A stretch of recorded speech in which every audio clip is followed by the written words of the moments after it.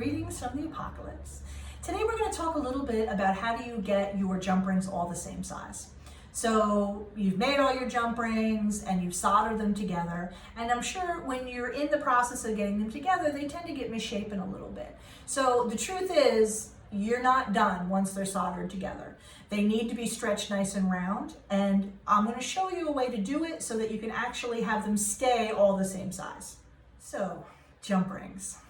Give up on the idea that they're going to be perfectly round without you soldering them shut and then stretching them round.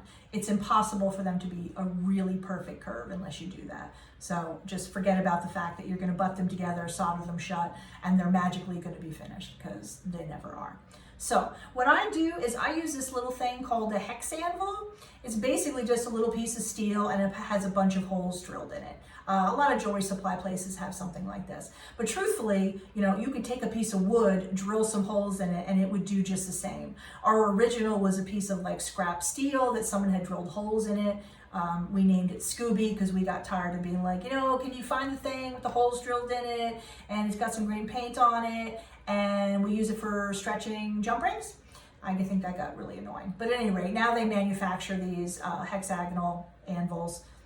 It's just cute. I mean, you can use anything with some holes drilled in it. You can use an old wood draw plate, okay? Anything like that will work fine. So, once you've soldered your jump rings together, I've got two, they're pretty little stinkers here, soldered shut. But the key is, I want to use them in my piece now. And I want them like A, to be perfect and round and beautiful. And B, they need to stay the same size as each other. And when you stretch them round, it's very easy for them to not end up being the same size, which was the whole point in the beginning. So all I do is this. I'm going to use a metal scriber, which is literally just a pointy piece of steel, like so. I'm going to put my jump ring on there. And then I just find the hole on here that it will go in, just like that, so that the jump ring won't fall down into the hole, so that it's sitting on the metal right around the circle.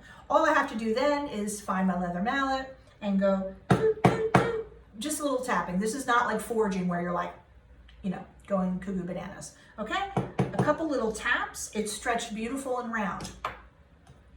So what I usually do, if I want to get them all the same size, I do the same thing if I'm doing some kind of chain link type of thing and I need them all, stretched to the same size, is that one's beautiful and round now. I can just take a magic marker and put a little line.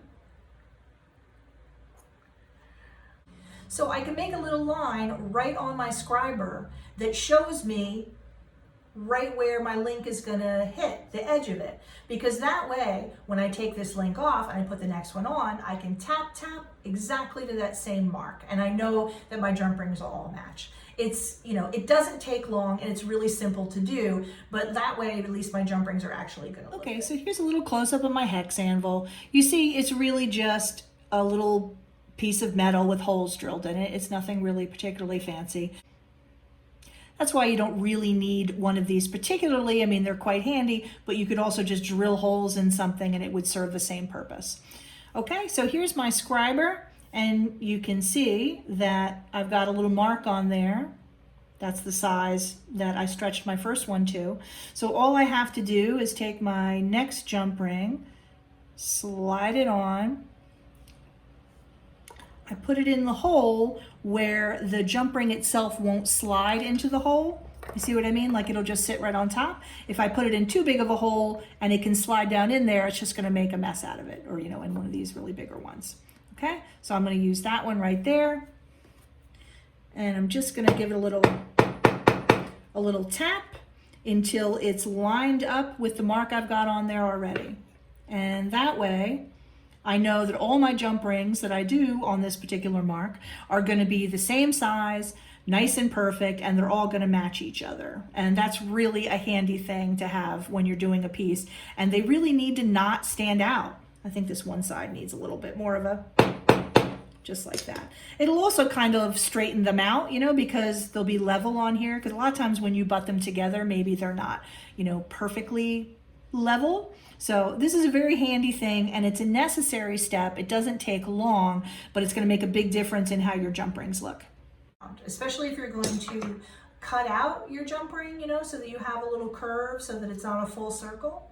A little word of advice about that.